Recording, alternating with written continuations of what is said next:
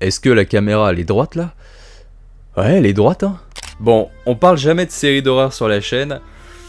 C'est vrai que vous avez raison. Ces derniers temps, j'ai reçu pas mal de messages, que ce soit en privé ou à la vue de tous dans l'espace commentaire YouTube, me demandant des conseils de séries horrifiques, ou même simplement pour me recommander le visionnage de certaines. Et vous avez raison, les séries d'horreur, c'est absolument mortel, notamment parce que ça corrige les principaux défauts du genre. Les films d'horreur souffrent d'une durée trop courte, ce qui fait qu'on n'a pas vraiment le temps de s'attacher à l'ensemble des personnages en dehors de l'héroïne principale. Non mais c'est vrai, les 3/4 des personnages servent uniquement de chair à canon, et qu'ils meurent ou non, en vérité on s'en fiche un tout petit peu. Tu regardes Scream pour voir Ghostface tuer des personnages dont tu te fiches du destin, tu regardes Vendredi 13 pour voir Jason traquer et terminer des étudiants un peu branleurs, ce qui n'est pas le cas dans les séries, puisqu'elles durent plusieurs heures, ce qui permet d'écrire de meilleurs personnages, et plus particulièrement les personnages secondaires, pour qu'on soit vraiment triste de leur perte en cas de décès. En dehors de cela, c'est également une durée bien plus longue que permet le format série, complexifiant le scénario, tout en créant une atmosphère plus oppressante. Le mystère devient plus énigmatique que jamais, permettant ainsi une histoire horrifique bien plus intéressante. Forcément, une série ça multiplie par 10 la durée d'un film, alors heureusement que c'est plus complexe quand même. Et dans ce domaine, il y a des immanquables que vous connaissez déjà tous. American Horror Story bien sûr, avec à mon sens la deuxième saison qui est vraiment la plus percutante, tellement elle atteint un niveau de violence sensationnel et des thématiques profondément malsaines. Chucky aussi que beaucoup ont vu et plutôt apprécié, forcément c'est Chucky, y a rien d'autre à dire. Sans oublier d'autres franchises iconiques comme Ash vs Evil Dead, qui est sans doute la meilleure série à regarder si tu as passé une journée de merde, tellement elle est jouissive. Mais elle est pas seulement jouissive, elle est gore et extrêmement drôle, c'est extraordinaire. Regardez Ash vs Evil Dead vraiment par pitié.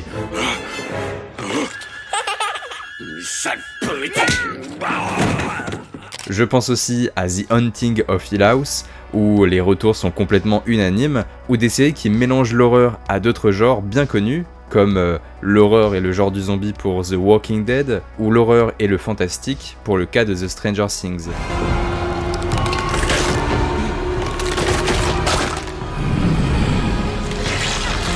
Toutes ces séries sont bonnes et représentent des immanquables, et j'en oublie d'autres comme Hannibal, mais comme elles sont connues, j'ai préféré les mettre de côté pour parler de séries dont on n'entend pas beaucoup parler, et on commence tout de suite. Channel Zero est sans doute l'une de mes séries favorites. Elle est tellement unique, et pour le coup j'ai presque envie de vous forcer au visionnage, tellement aucune autre série ou aucun autre film ne lui ressemble de près ou de loin. Déjà, il faut savoir que la série s'inspire principalement des creepypastas, ces légendes urbaines d'internet profondément effrayantes. Chaque saison raconte une histoire différente. Dans la première, vous avez affaire à une émission pour enfants qui semble leur laver le cerveau au point qu'ils commettent des actes un peu étranges. Dans la deuxième saison, qui est ma favorite, vous avez affaire à des personnages qui rentrent dans une maison temporaire servant d'attraction pour se faire un petit peu peur. Lorsqu'ils réussissent à sortir de cette dite maison, ils se retrouvent dans un monde qui ressemble au nôtre, et qui pourtant est complètement différent. Ils vont devoir survivre dans celui-ci, tout en cherchant un moyen de sortir.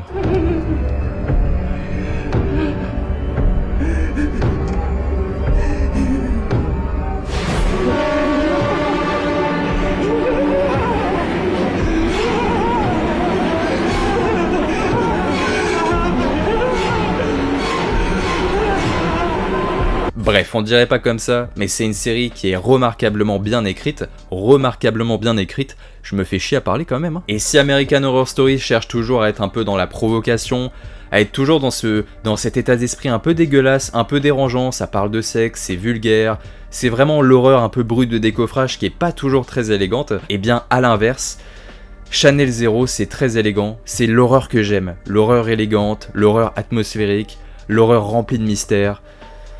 C'est la définition de l'horreur. L'horreur c'est Channel Zero et c'est un putain de compliment. Ils ont même réussi à concevoir une icône. Dans la première saison, nous avons affaire à un être étrange qui est recouvert de dents sur l'ensemble du corps, au point qu'on n'arrive pas à distinguer ou à savoir si ce truc c'est un être humain ou si ça vient d'un autre monde. Bref, ce sont des saisons qui ont toutes un charisme propre, avec des histoires tellement innovantes, que vous ne verrez jamais cela ailleurs. Si en plus vous aimez la culture d'internet, et des vidéos comme celle de Feldup, par exemple, qui parlent de cela, vous tomberez forcément amoureux de Channel Zero, et surtout, vous n'en ressortirez pas indemne.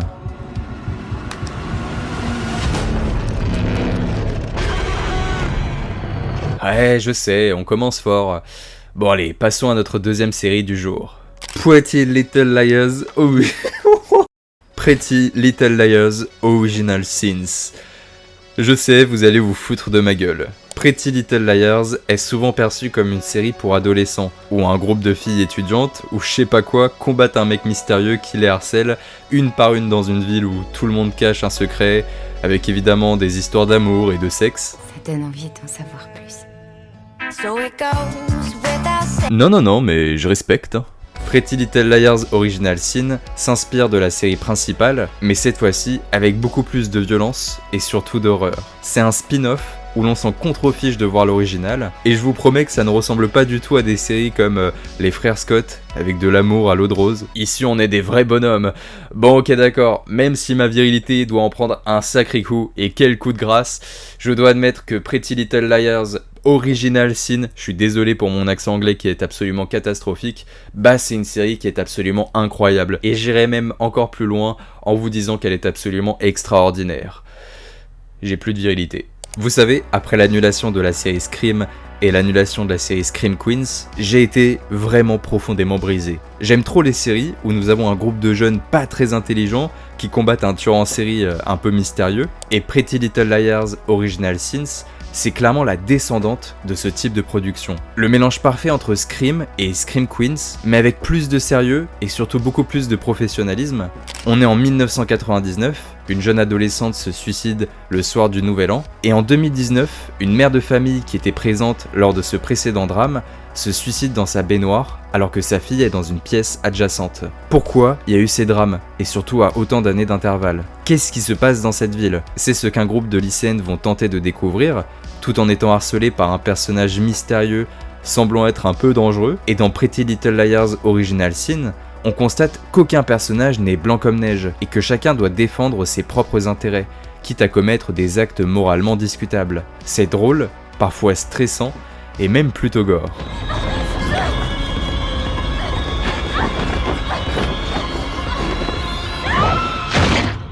Bon alors évidemment, je peux pas vous montrer ça sur YouTube. Mais ça n'oublie pas une chose, le mystère. Parce que l'horreur avec du mystère, c'est l'une des composantes les plus importantes. Quand t'es inculqué dans l'histoire, tu te poses plus de questions que tu obtiens de réponses, et dans Pretty Little Liars Original Sin, c'est vrai qu'à chaque fin d'épisode, tu te dis mais quoi, mais qu'est-ce qui vient de se passer là? Mais attends, mais faut que je continue cette histoire. Et c'est parce qu'il y a du mystère, il y a ce suspense qui, je sais pas, te donne envie de continuer, cet aspect chronophage, tu vois ce que je veux dire? Alors je sais, des expériences comme Scream Queens, ou même la série Scream sont beaucoup critiquées, car cela reste de l'horreur assez bon enfant, et cela s'inspire clairement des livres du genre du young adulte, mais c'est clairement ce type de série unique, à l'ambiance si halloweenesque que j'adore me mater pendant l'été en suivant des personnages profondément attachants. Je me justifie d'aimer cette série?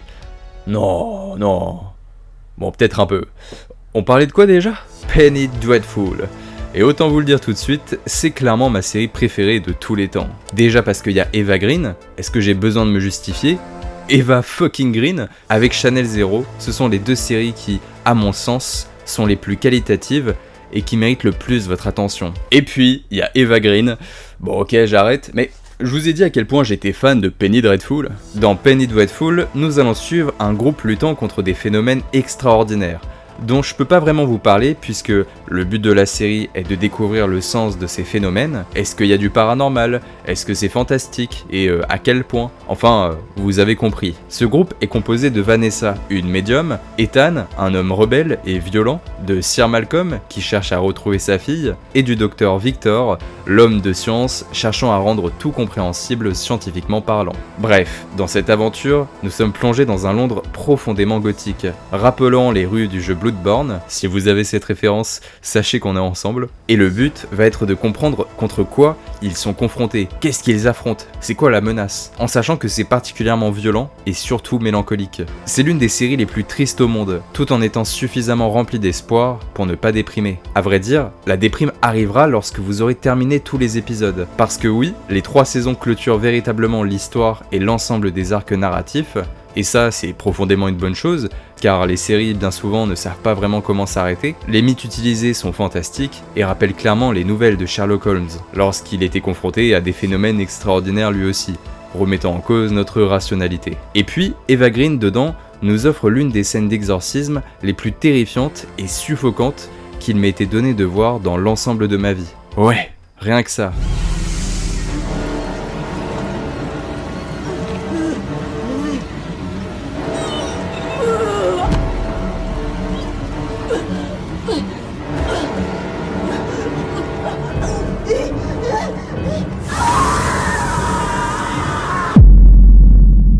Je sais que je me répète, mais lancez immédiatement cette série si un tant soit peu le style vous attire.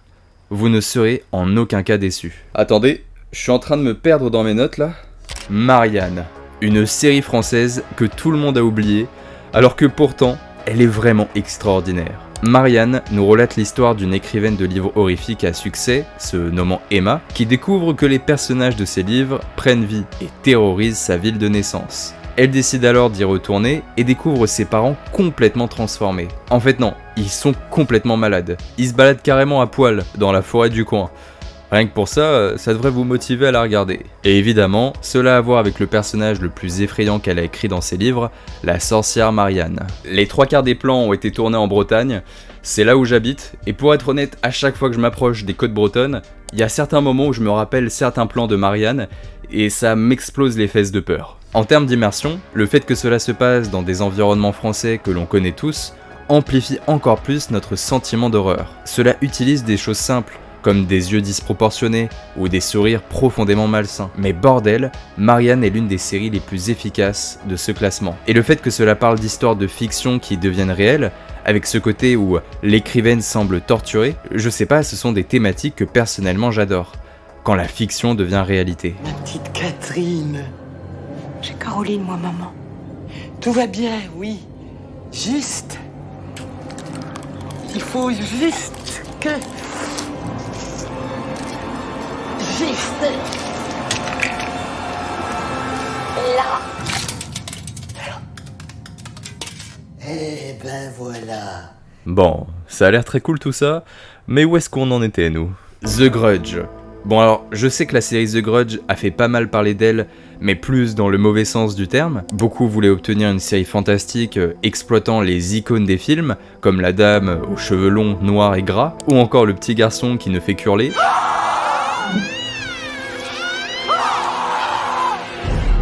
Mais The Grudge, la série, prend la décision de s'émanciper des films pour construire son propre univers. On va voir différents personnages mener une existence de souffrance. Ça parle de sexe, de pédophilie, de la perte de notre être aimé. Enfin, vous avez compris. Ça va dans toutes les thématiques humaines les plus difficiles. La meilleure des choses pour vous présenter cette série, c'est de comprendre le concept un peu de la mythologie et du surnaturel dans la culture asiatique. Dans le monde des esprits de la culture asiatique, c'est vrai qu'on dit souvent que les esprits sont issus de personnes qui ont eu une existence de souffrance. Comprenez par là que des personnes qui ont vécu des choses difficiles, des choses que le commun des mortels ne devrait pas avoir à subir, eh bien ils vont maintenir avec eux une espèce d'énergie au moment de leur mort, ce qui fait que cette énergie extrêmement négative, remplie de tristesse, évidemment du tristesse de leur vécu qui est inspiré de leur propre existence, eh bien va se greffer au mur des maisons et va se colporter aux alentours, comme si c'était vraiment cette énergie négative qui se déployait et qui créait ces phénomènes un peu paranormaux. C'est comme si leur existence de souffrance formait une espèce d'énergie négative qui allait bouleverser le quotidien des personnes qui vont rentrer dans ce même lieu où ils ont souffert, et comme si ça allait se déployer même dans des lieux adjacents, et ça crée genre une onde de négativité qui va se former autour des personnes, et même des personnes qui n'ont rien demandé. Une existence de souffrance qui mène à une espèce d'énergie négative, ce qui va conduire à tout un tas de phénomènes un peu surnaturels pour opérer une espèce de vengeance. Mais une vengeance sur des personnes qui ne t'ont rien fait. Dans l'idée c'est ça, c'est un peu un karma, mais dans le sens inversé. C'est un karma que tu te prends alors que t'as rien fait. Alors que le karma, si tu te le prends logiquement, c'est que t'as fait quelque chose de mal. C'est comme si le mal restait attaché au lieu, et que cela provoquait des moments de folie chez les autres. Lorsque la souffrance est présente dans un lieu, elle reste, et les personnages aux alentours sont également condamnés. Bref, c'est une série radicalement différente des films, avec des passages profondément dérangeants. Elle n'est pas pour tout le monde, puisqu'elle sert uniquement à montrer que les êtres humains sont les êtres les plus pervers de tous, et ce, malgré la présence d'un fantastique, est une vie après la mort. Quand quelqu'un meurt dans un état de fureur intense, une malédiction naît. Ceux qui y sont confrontés meurent, et la malédiction se perpétue. Rien ne fait plus The Grudge que cette série, et si vous êtes prêt à vivre des moments difficiles, elle est clairement faite pour vous.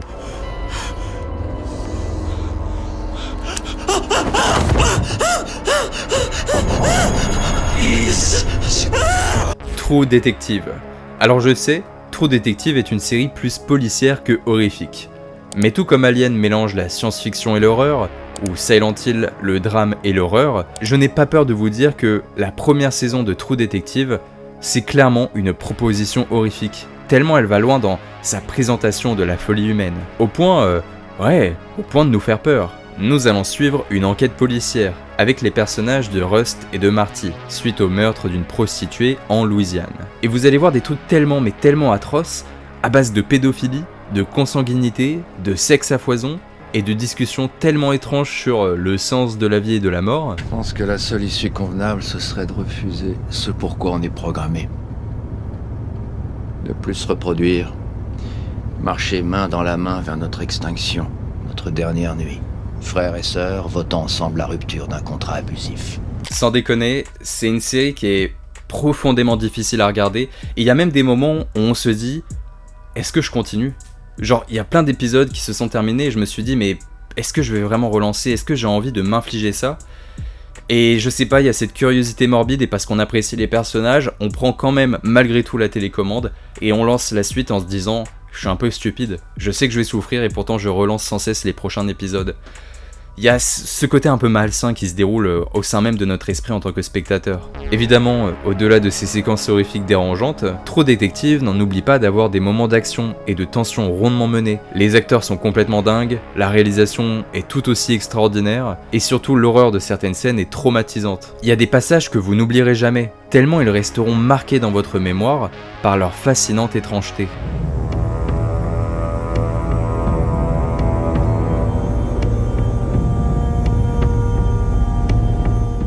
Dem.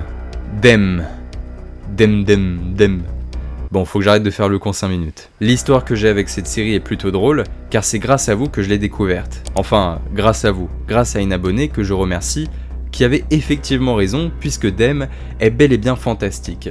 Nous sommes dans les années 1950, et une famille afro-américaine emménage dans un quartier blanc de Los Angeles, pendant la période de la Grande Migration. On mélange réalité sociale avec le fantastique, créant une ambiance profondément horrifique, réalité sociale, car pendant cette période, les Blancs étaient pas forcément très contents de voir débarquer des Afro-Américains à côté de chez eux, donc du racisme, et du fantastique, car il va clairement y avoir des phénomènes paranormaux. Et Dem a l'intelligence de questionner ses spectateurs. Est-ce que les véritables monstres sont les humains ?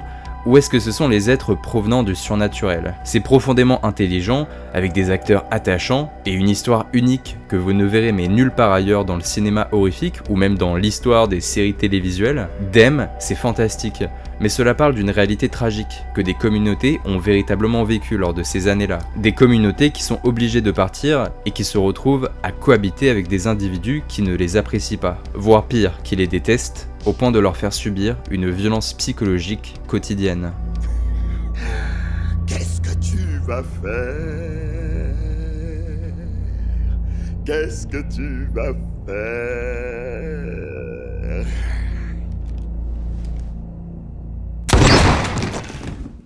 On n'est jamais à l'abri de l'horreur dans cette série. C'est ça qui fait tout son charme et qui fait également toute sa mélancolie. Et c'est vrai que si je fais le bilan maintenant, on rigole pas beaucoup. Depuis le début de la vidéo, c'est vrai qu'on est plus dans la tristesse profonde plutôt que dans la joie. Et en même temps, c'est pour ça qu'on regarde des films d'horreur. Bon, on passe à la suite. From. Parce que oui, il est temps de partir dans quelque chose d'un peu moins anxiogène et de se rendre clairement du côté du divertissement. From, c'est une série relatant l'histoire de plusieurs familles, se retrouvant piégées dans une petite ville américaine dont il est impossible de s'échapper. Peu importe combien de fois ils essaieront de s'échapper, ils se retrouveront toujours ramenés à l'intérieur de cette dite ville. La série suit donc l'histoire de ses habitants désespérés, cherchant à comprendre les secrets de cet endroit énigmatique, tout en luttant pour survivre parce qu'il y a des monstres la nuit qui veulent les buter et qui rôdent dans la forêt. Rien de grave. Les tensions montent au fur et à mesure que les personnages tentent de déchiffrer le mystère de cette espèce de ville-prison. Donc déjà qu'il y a des monstres et c'est compliqué, mais alors en plus si les relations entre les personnages sont difficiles, ouais, clairement, ils sont vraiment dans la merde. Et pour être honnête, il y a un petit côté Lost qui me plaît particulièrement. On retrouve du Lost dans le mystère et les énigmes, mais aussi beaucoup dans son rythme, car c'est une série qui aime se faire entendre. Ou plutôt, qui aime se faire écouter. Vous comprenez par là qu'il y a beaucoup de discussions entre les personnages, beaucoup de dialogues, ce qui fait que le rythme va un peu en pâtir. C'est une série qui s'écoute beaucoup, avec un rythme parfois un peu lancinant, où on laisse les personnages pendant tout un épisode parler, uniquement parler. Donc si vous aimez pas ça, si vous aimez les séries qui sont vraiment frénétiques et qui sont un peu dans le même rythme que Mad Max Fury Road, alors évidemment Mad Max Fury Road c'est un peu l'abus parce que c'est même plus un rythme, hein, c'est-à-dire qu'on est à 240 BPM à la seconde, et bah je vous la conseille clairement pas. Clairement, si vous aimez pas ce type de série, non, ne foncez pas du tout. Il faut aussi savoir apprécier des rythmes un peu plus lancinants, et clairement cette série c'est cette proposition, un rythme plus lancinant pour travailler un mystère et voir comment les personnages vont évoluer ensemble. L'horreur est présente avec de la violence, de la tension et évidemment du mystère. Mais ce n'est pas une horreur trop brutale, et honnêtement, From est l'une des rares séries de ce classement qui peut correspondre à toutes les sensibilités de l'horreur. Et c'est sans doute cela sa plus grande force. Megan, what are you doing? You don't look like my grandma. She's not your grandma. I'm so lonely. Baby, please just... Maybe I can come in.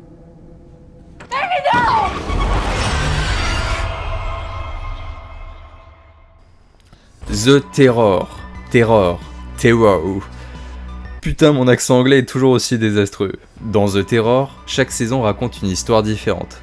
Et autant vous le dire, vous devez foncer sur celle dont l'ambiance et l'histoire vous correspondent le plus. Pour ce qui est de la saison 1, nous sommes embarqués en 1845 dans une expédition britannique menée par des navires HMS à la recherche de la route nord-ouest. L'équipe se retrouve progressivement perdue et piégée dans les glaces arctiques, ce qui est déjà une situation bien plus que dérangeante, vous me l'accordez, mais en plus de cela, ils semblent traqués par une menace mystérieuse et fantastique, entraînant, en plus de l'angoisse qui était déjà bien présente, une certaine folie. Bref, la première saison de The Terror relate l'histoire d'un équipage perdu en mer, dans un environnement polaire, où ils ne sont rien face à une menace qui dépasse leurs épaules.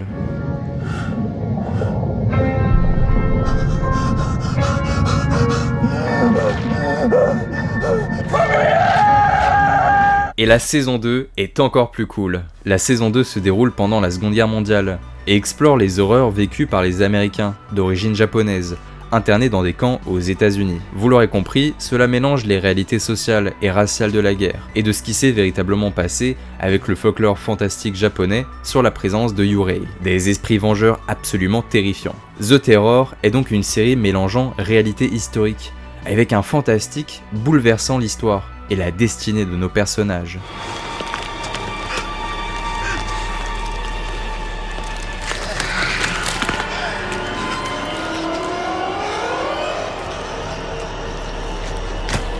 Slashers.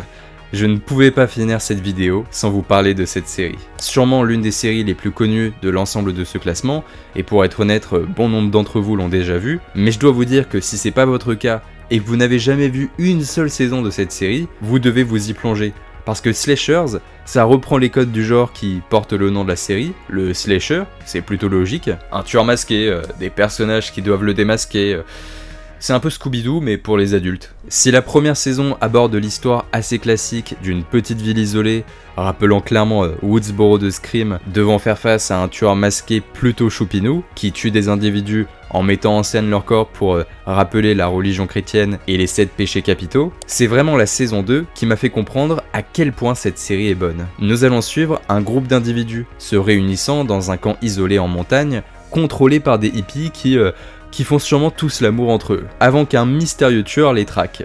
Sauf que les hippies sont assez fragiles psychologiquement parlant, et que l'autre partie du groupe que l'on suit ont participé à la mort d'une jeune fille pendant l'été. Est-ce que le tueur possède un lien avec tout cela ?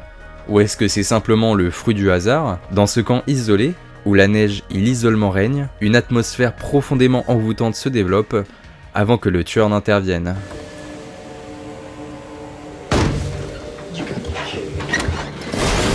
Non, vous savez très bien que je peux pas vous montrer cette scène sur YouTube. Slasher, c'est typiquement le genre de série où vous prenez pas de risques et que si vous voulez passer un moment convivial, c'est-à-dire que vous cherchez une série d'horreur à regarder avec des proches, avec des amis, avec des bières sans alcool, avec des petits cocktails, avec votre copain, votre copine, ou alors avec votre famille, c'est-à-dire votre maman, votre papa, enfin, vous avez un peu compris l'idée, eh bien Slasher, c'est vraiment du divertissement à l'état pur, et notamment parce que ça passe par des twists qui sont amenés à différents niveaux de l'histoire, jusqu'à l'éclosion finale, et vous allez forcément passer un moment où vous êtes en mode, c'est qui le coupable? C'est qui se cache derrière le masque? C'est un peu comme Scream. Quand tu regardes Scream, c'est le divertissement parce que tu te demandes en permanence, mais est-ce que c'est lui le tueur? Est-ce que c'est elle? Est-ce qu'en fin de compte, putain mais attends, le film me dit que c'est lui le tueur, alors qu'en fait je pense que c'est lui. Tu vois, ton cerveau il est toujours actif en train de te questionner sur le mystère et de savoir qui est la personne qui se cache derrière le masque. Et bah Slasher c'est exactement ça, c'est Scream mais étendu sur une durée bien plus longue parce que c'est une série et donc ça dure entre 10 et 15 heures je crois. Il y a un aspect dynamique où tu passes un moment fun, un moment de divertissement avec des scènes de tension. Et en même temps, ton cerveau il est toujours actif parce que tu enquêtes et tu cherches à comprendre le mystère et la résolution finale avant qu'elle arrive. C'est un peu comme le Cluedo, mais c'est quand même bien plus divertissant parce que évidemment c'est le cinéma. Et donc il y a des beaux plans, il y a des belles scènes, il y a des moments où c'est un peu gore, il y a des moments où c'est comique, il y a des moments où ça fait peur. Bref, ça joue avec tout un tas d'émotions. Et c'est vrai que même si c'est la série la plus connue de l'ensemble de ce classement, je suppose qu'il y a beaucoup d'entre vous qui n'ont pas vu une ou deux saisons de Slashers. Et je pense que vous pouvez foncer tête baissée parce qu'elles sont toutes relativement cool. Évidemment, il y en a qui sont en deçà d'autres. Mais malgré tout, ça reste du très bon niveau et ça reste un genre qui est absolument incroyable, le genre du slasher. C'est pas simplement des tueurs masqués, c'est aussi des personnages auxquels on va s'attacher. Évidemment, on pense à Scream, mais si Scream arrivait à s'étendre avec les mêmes personnages, genre une série Scream avec Gail, avec Dewey, avec Sidney pendant 10 heures, avec genre un format avec une réalisation impeccable, on serait tous en train de se dire mais waouh, ça a démodé les films. Ça démode pas Scream, évidemment, mais ça reste complètement divertissant et encore une fois dans un moment convivial, un bon moment que vous voulez passer avec vos proches. Je pense que parmi l'ensemble du classement, peut-être aussi avec Marianne, ça reste le genre de série où vous pouvez le plus vous taper des barres, où vous pouvez passer vraiment un moment de convivialité. Et je pense que l'horreur c'est aussi ça par moment, on aime bien regarder des films ou des séries qui font peur en étant accompagné pour avoir un peu moins peur et pour toujours créer cette espèce de tension où on va voir l'autre avoir peur d'un jumpscare ou alors se tromper sur un mystère où il pensait avoir raison. Cet aspect divertissant, il est trop important. Eh bien écoutez les amis, j'espère que vous avez passé un bon moment en ma compagnie. Si c'est le cas, n'hésitez pas à vous abonner, liker, partager, vous connaissez la propagande de YouTube. N'hésitez pas à me dire en commentaire vos séries horrifiques préférées, celles qui sont dans ce classement que vous aimez, ou au contraire celles dont je n'ai pas parlé et qu'il faudrait faire dans une future vidéo et auxquelles je pourrais m'inspirer de vos choix et de votre sélection, si je les ai déjà vues ou si au contraire je ne les ai pas vues. Vous m'avez beaucoup aidé, je vais pas vous mentir, c'est vraiment vous qui m'avez convaincu de faire cette vidéo.